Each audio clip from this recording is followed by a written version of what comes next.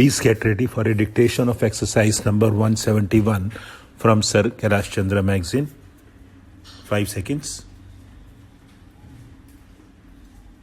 Start. The debate generally, madam, has strayed beyond the scope of the report of the committee. In fact, it has almost been a general resume of the work of this House for the past 12 years, of the opportunities we have had or of the opportunities we could have had, and that sort of thing. Although many members have touched on many points, still amendments have been tabled only on a few of the rules. But I do not mean to say that their references to the several points are not quite relevant. Certainly, they are relevant and they are very useful suggestions. In fact, this debate has been very valuable in throwing much light on the report of this committee.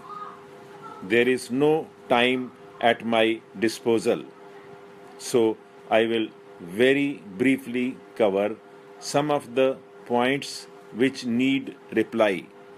Of course, many points do need reply, but I will take some points which are very relevant and reply very briefly. Before going to that, I would mention that there was a very factual error committed by one of the honorable members when he said that although we were revising our rules at this late stage, still we had an advantage over the other house which had not yet done this work.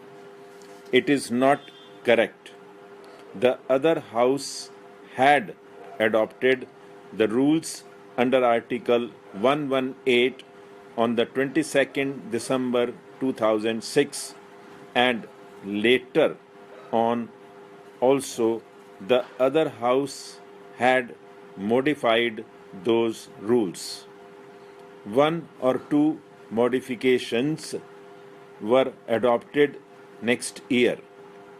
So that is not factually correct. Now, much of the criticism or suggestion or discussion has centered around the subject of questions. About questions, three parts have been made: admissibility of questions or rejection of questions, answering questions, and then the various clauses that determine the nature of questions. These are the three aspects on which several members have made remarks. Now, with regard to admissibility, several members have cast some reflection on the Secretariat. Well, the Secretariat can only go by the rules, by the conditions prescribed here.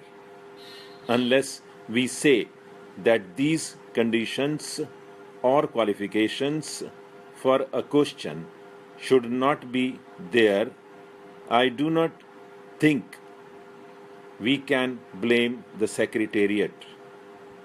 You will remember, Madam Deputy Chairman, that I was one of those who were putting many questions, and I also had the misfortune to have many of my questions rejected.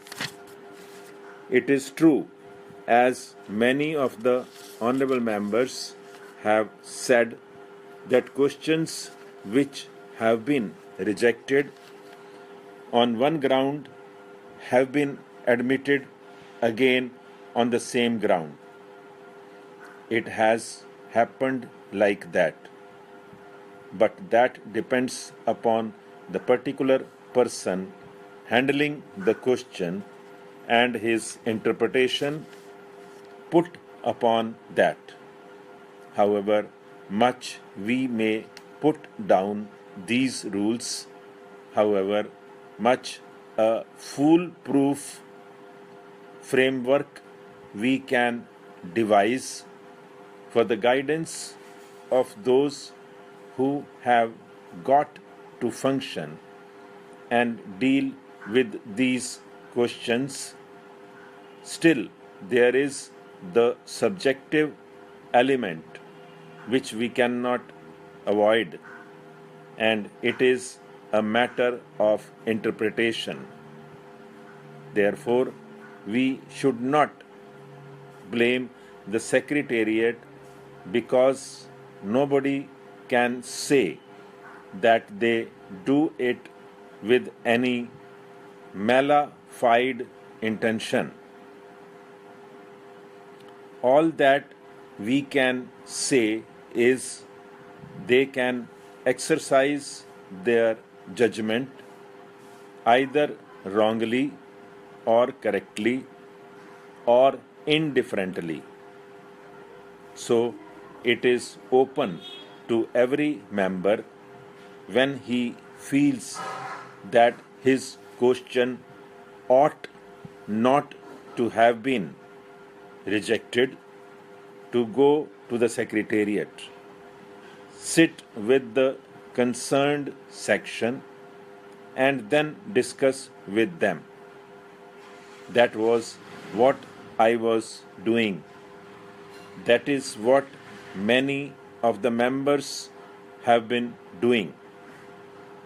Then, after a discussion, either the person understands that his interpretation was wrong, or he convinces us that his interpretation was right and that the question, as the rule is framed, cannot be admitted. It must be realized that the admissibility or rejection of questions is in the name of the chairman. Although one section of the Secretariat handles the questions, still it is done in the name of the chairman. So it is not correct propriety to bring the Secretariat into question here.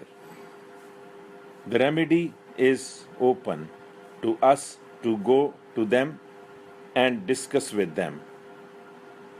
But the disappointment is there. I have also had that disappointment. It is true that when in our house on one ground a question is rejected, in another house on the same ground that question is accepted. It has happened like that, but there can be no remedy except going there and having a personal discussion.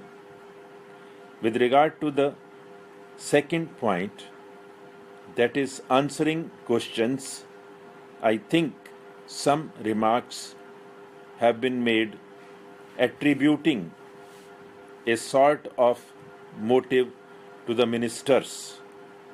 Madam Deputy Chairman, I would humbly like to submit that we should not question the bona fides of the government.